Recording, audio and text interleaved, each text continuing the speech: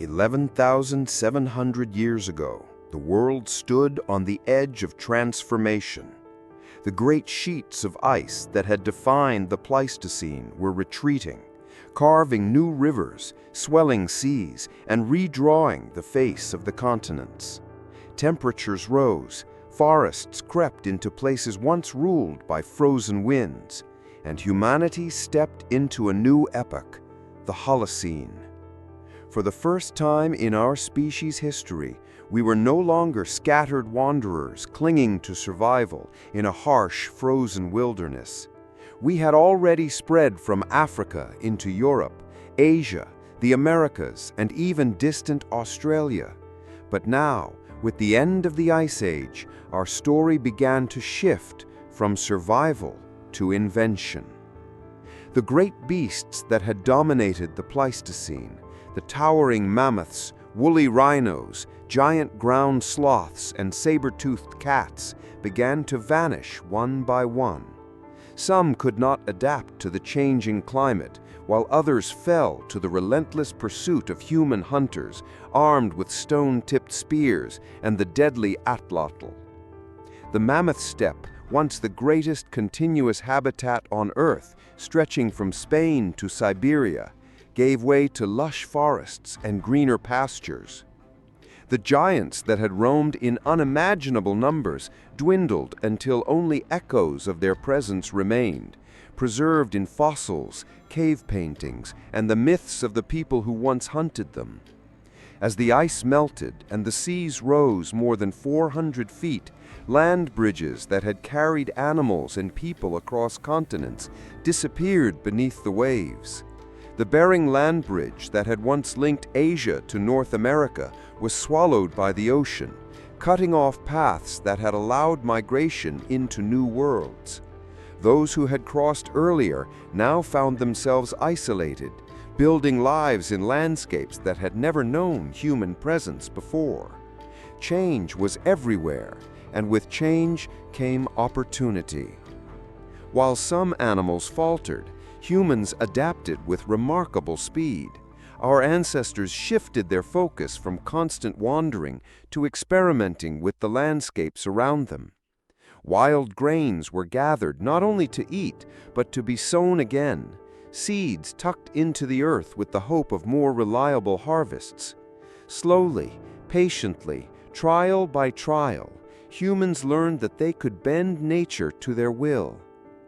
In the valleys of the Fertile Crescent, between the Tigris and Euphrates, and in the Levant, small bands of people began to stay in one place, building huts from mud and reed, storing seeds and grain, and setting the stage for something no human had ever known before: permanence. This change, subtle at first, marked the beginning of agriculture.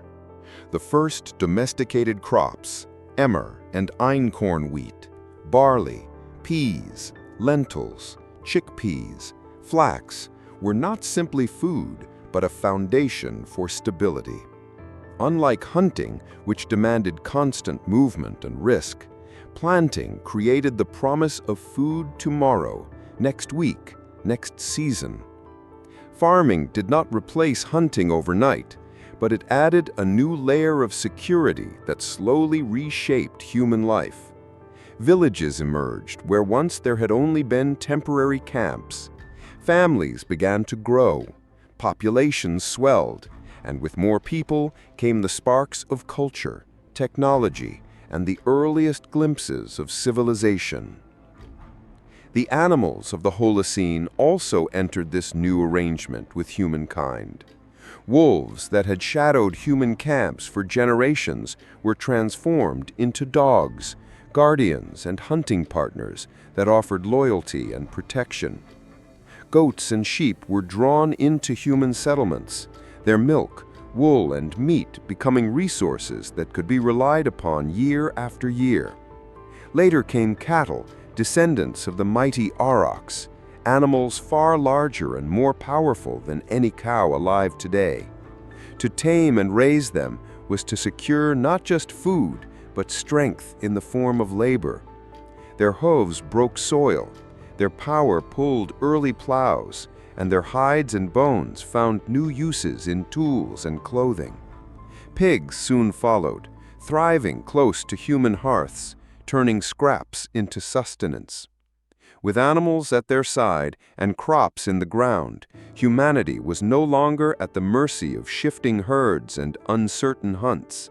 Instead, we were beginning to master the rhythms of the earth itself. Yet the Holocene was not free of danger.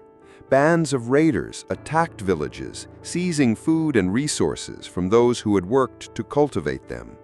Disease spread quickly in clustered communities.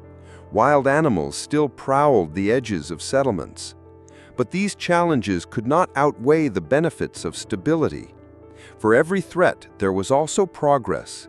With more hands free from the endless chase of game, time could be spent on building stronger shelters, weaving cloth, and creating tools that improved survival. Communities grew not only in size but in complexity, bound together by shared labor, shared risks, and shared stories.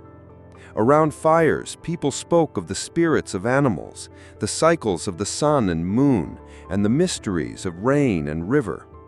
Belief systems grew alongside practical knowledge, both serving to bind people into something greater than themselves. As centuries passed, the seeds planted in those first small fields grew into something vast and unstoppable.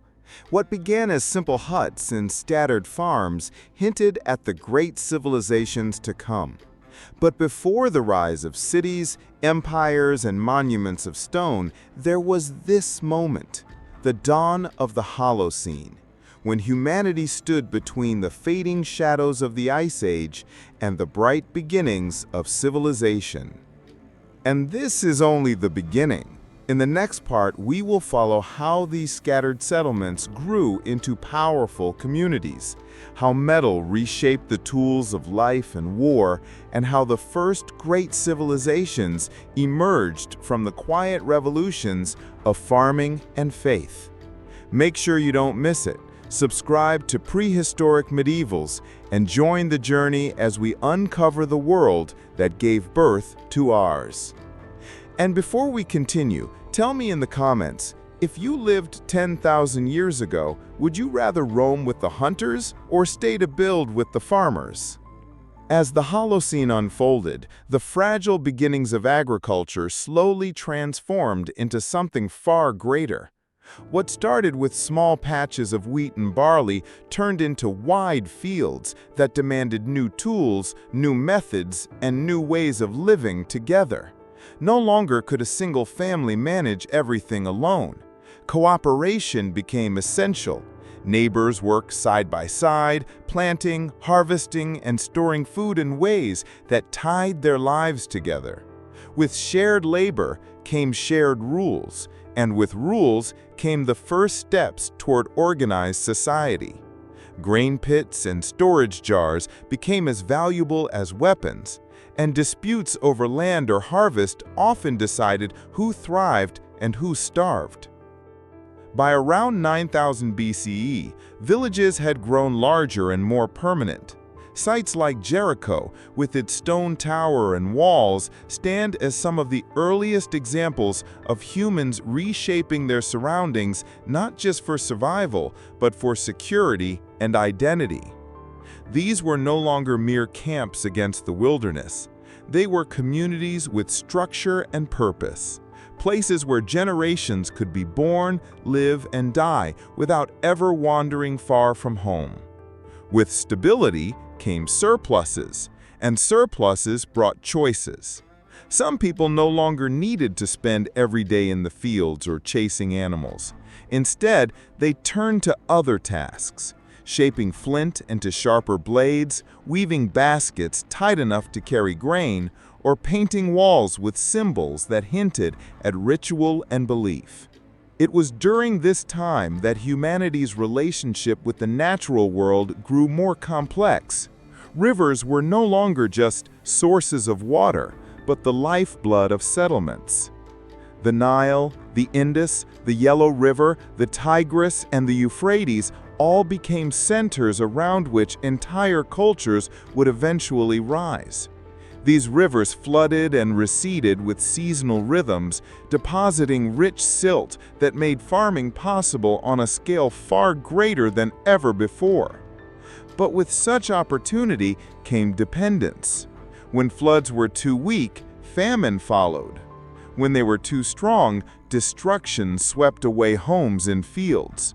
Nature was both a giver and a taker, and in response, humans turned increasingly to ritual and religion to explain and appease these forces beyond their control. At the same time, the mastery of animals deepened. Dogs had long been companions, but now oxen plowed fields and sheep provided wool for weaving. Goats and cattle offered steady supplies of milk, giving rise to early dairying that added new richness to the human diet.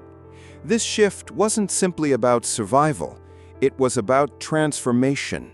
With each passing century, humans were moving further from the uncertain life of nomadic hunters and closer to the structured world of settled communities, bound by labor, faith, and shared destiny. Then came one of the most profound leaps in human history, the discovery and use of metal. Long before bronze or iron reshaped entire civilizations, people began experimenting with native copper. Beaten into simple ornaments or small tools, copper was soft compared to stone, but opened the door to a new way of thinking about resources. By around 5000 BCE, techniques of smelting turned copper into a more useful material, and when tin was later alloyed with it, the Bronze Age was born. This was not just a technological shift, but a cultural revolution. Stronger weapons altered warfare, more durable tools improved farming, and the symbols of power, ornaments, daggers, and axes reflected wealth and status in ways stone had never done. As technology advanced, so too did society. Villages became towns, towns grew into cities, and with them came hierarchy. Some people became leaders, others warriors, others priests who claimed to speak with the gods. Writing began to emerge, first as marks to track harvests or livestock, then as systems capable of recording myths, laws, and histories. With writing, memory was no longer limited to the stories passed from one mouth to another. It could be preserved, copied, and shared across generations. Civilization as we recognize it today was stirring, born from those first seeds planted thousands of years ago in the shadows of the Ice Age. Yet with progress came division. Resources could now be hoarded, controlled, and defended.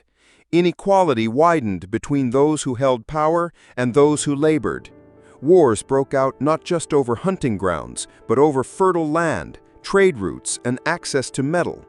Human society had become larger, stronger, and more complex, but also more fragile.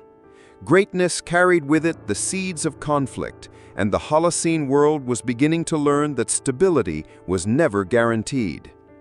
Still, through all this, the human spirit thrived. Art flourished in carvings, pottery, and the first great monuments. Music echoed in flutes and drums. Belief systems expanded, connecting people to ancestors, animals, and gods, weaving identity and meaning into daily life. From the first farmer sowing wheat by hand to the mason laying stones for the walls of a city, humanity had entered a new rhythm, one that would lead to empires, kingdoms, and the civilizations that shaped the foundations of our modern world. And it all began here, at the dawn of the Holocene, when the last echoes of the Ice Age gave way to fields of grain, when wolves became dogs, and when people first looked beyond the hunt to imagine a future of their own making. The story of how we built the world we know is far from over, and we will continue uncovering it together. So if you found this journey into our earliest civilizations fascinating, make sure to subscribe to Prehistoric Medievals for more explorations into the forgotten past. And share your thoughts in the comments. Do you think the shift to farming was humanity's greatest achievement, or was it the beginning of our greatest struggles?